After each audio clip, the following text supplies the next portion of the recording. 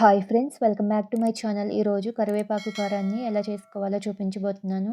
ఇడ్లీ, దోశ, ఉప్మా, వేడివేడి అన్నంలో కొద్దిగా నెయ్యి వేసుకొని తింటే చాలా రుచిగా ఉంటుంది. మన హెల్త్‌కి కూడా చాలా మంచిదండి. హెయిర్ గ్రోత్‌కి, కంటి చూపుకి కరివేపాకు చాలా మంచిదండి. ఎలా చేసుకోవాలో ప్రాసెస్ చూసేద్దాము. ముందుగా 2 కట్టల కరివేపాకుని శుభ్రంగా కడిగి తడి లేకుండా ఆరబెట్టుకోవాలి. ఎండలో పెట్టకూడదండి. ఫ్యాన్ కింద ఆరబెట్టుకొని ఇలా ఒక బౌల్‌లోకి తీసుకోవాలి. ఈ కరివేపాకు 2 కప్పుల వరకు ఉంటుంది. స్టవ్ మీద ప్యాన్ పెట్టుకొని ఒక స్పూన్ ఆయిల్ వేసుకోవాలి. ఆయిల్ వేడయ్యాక 2 కప్పుల కరివేపాకుని వేసుకోవాలి. లో ఫ్లేమ్‌లో కరివేపాకు క్రిస్పీగా అయ్యే వరకు వేయించుకోవాలి. ఈ కారానికి లేత కరివేపాకు కన్నా ముదురు కరివేపాకు అయితే టేస్ట్ బాగుంటుంది. లో ఫ్లేమ్‌లో 4, 5 నిమిషాలు ఫ్రై చేసుకున్నాక ఆకు కొంచెం క్రిస్పీగా అవుతుంది.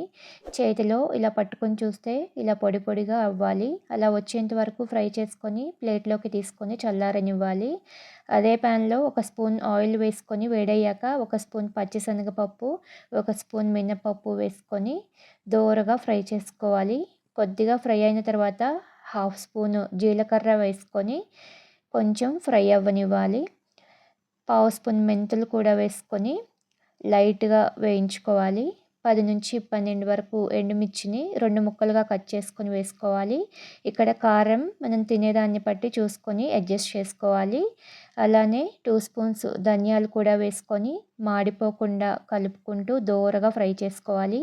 ఇవి కొద్దిగా ఫ్రై అయిన తర్వాత ఒక స్పూన్ నువ్వులు వేసుకొని నువ్వులు చిటపటలాడేంత వరకు వేయించుకోవాలి. అలానే పావు స్పూన్ పసుపు వేసుకొని అంతా కలిసేలాగా బాగా మిక్స్ చేసుకోవాలి. స్టవ్ ఆఫ్ చేసుకొని వీటిని చల్లారనివ్వాలి.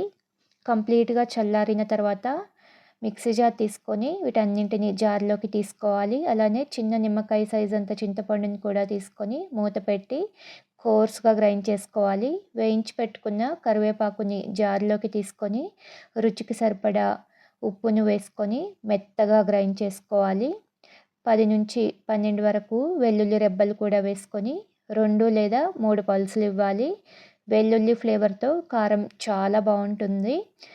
అంతేనండి, కరివేపాకు కారం రెడీ.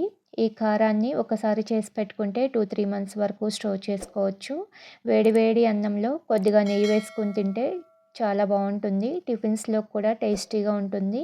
పిల్లలు కరివేపాకు తినడానికి ఇష్టపడరు కదా, ఇలా కారంలాగా చేసి పెడితే ఇష్టంగా తింటారు. ఈ కరివేపాకు కారాన్ని మీరు కూడా చేసుకొని మీకు ఎలా వచ్చిందో కామెంట్ చేయండి. వీడియో నచ్చితే లైక్ చేయండి, షేర్ చేయండి, సబ్స్క్రైబ్ చేసుకోండి. Thank you for